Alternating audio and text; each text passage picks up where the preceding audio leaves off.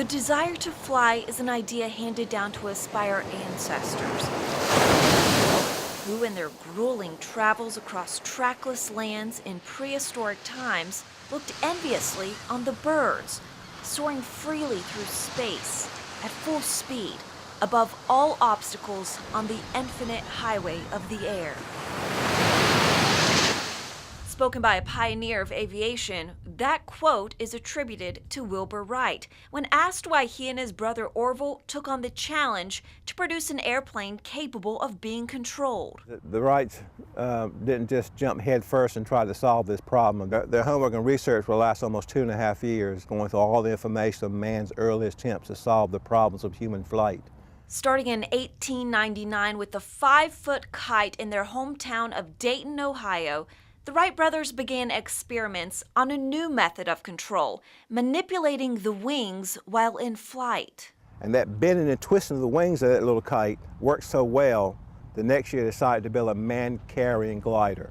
Needing a place to fly their glider, the brothers began researching suitable locations. And they found places where the winds were constant. Ironically, number one on that list was the big city of Chicago.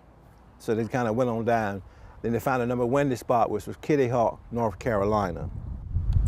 Upon arriving in September 1900, Orville stated Kitty Hawk looked the way he always imagined the Sahara Desert. This was an adventure to the Wright brothers, because they were city boys. This was like the end of the world here.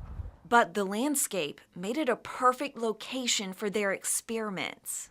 He described there were 4 giant sand dunes. This was the biggest of the 4. This was big hill over hills to launch gliders off of.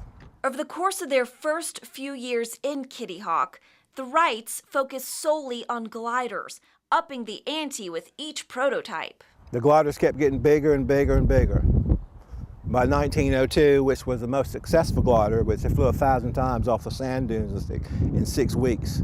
During those flights, the brothers set every world record they could in gliding, including distance, time in the air, and angle of glide.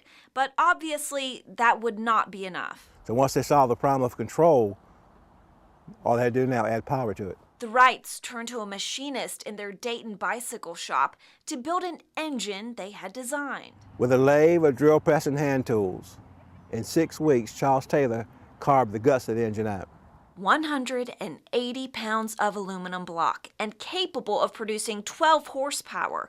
The 4-cylinder engine was a feat in itself. The engine was unheard of in 1903. It would start coming common in America by the mid-1970s. All the advancements would set the stage for what might be the single greatest day in aviation history. Wind was gusting off the Atlantic Ocean that morning, about 27.